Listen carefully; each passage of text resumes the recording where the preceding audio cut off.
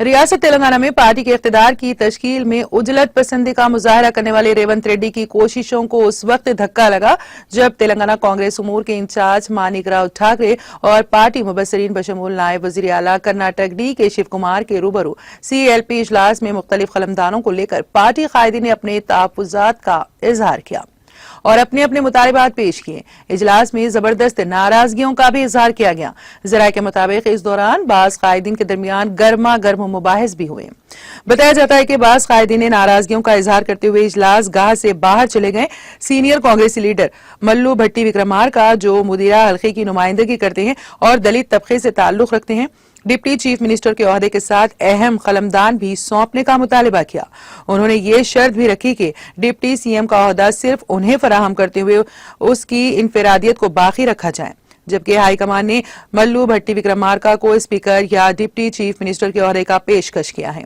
अगर मल्लू भट्टी विक्रमार्का स्पीकर ओहदा नहीं लेते हैं तो ऐसी सूरत में स्पीकर का ओहदा साबिक वजीर D श्रीधर बाबू को सौंपा जाएगा, जो राजशेखर रेड्डी की काबीना में शामिल थे। मल्लू भट्टी विक्रमार्का, जिन्होंने राहुल गांधी की मुल्क भर में जारी भारी भारत जोड़ो यात्रा के दौरान पार्टी के तन मुर्दा में नई जान डालने और अवाम में पार्टी के तई एतमाद बहाल करने की कोशिशों के तहत 1400 किलोमीटर तवील पद यात्रा की थी और इस यात्रा के दौरान 36 असेंबली हलकों का इहाता किया था। उधर पार्टी के साबिक सदर उत्तम कुमार रेड्डी ने सीधे तौर पर रेवंत रेड्डी के बाहैसियत वजीर आला इंतखाब को चैलेंज करते हुए कहा कि वजीर आला का ओहदा उन्हें फराहम किया जाए जिन्होंने हुजूर नगर असेंबली हलके से कामयाबी हासिल की है।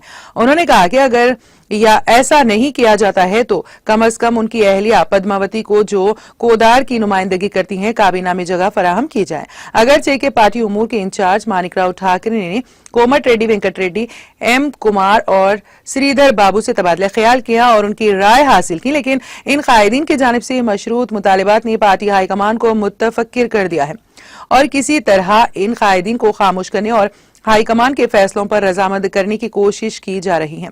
उत्तम कुमार ने अपने दौरे सदारत में पार्टी को फरोग देने की अनथिक कोशिशें की, यहां तक कि उन्होंने अपने चेहरे पर दाढ़ी छोड़ते हुए कहा था कि वो उस वक्त दाढ़ी मुंडवाएंगे जब रियासत में कांग्रेस को इख्तिदार हासिल होगा। लेकिन दूसरी बार भी KCR हुकूमत की तश्कील ने उनके अरमानों पर पानी फेर दिया और वो वजीर आला जैसा अहम ओहदा हासिल करने में नाकाम रहे।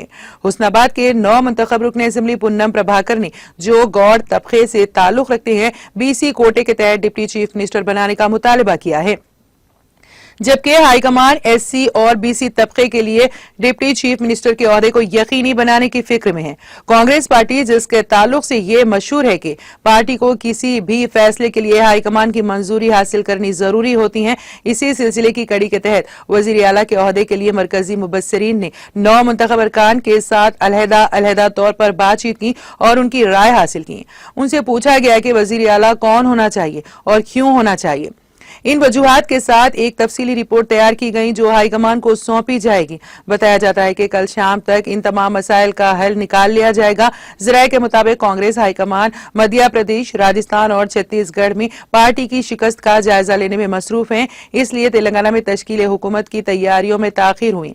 अगरचे के राजभवन में रस्मी हलफबरदारी तकरीब की तैयारियां मुकम्मल कर ली गई थी।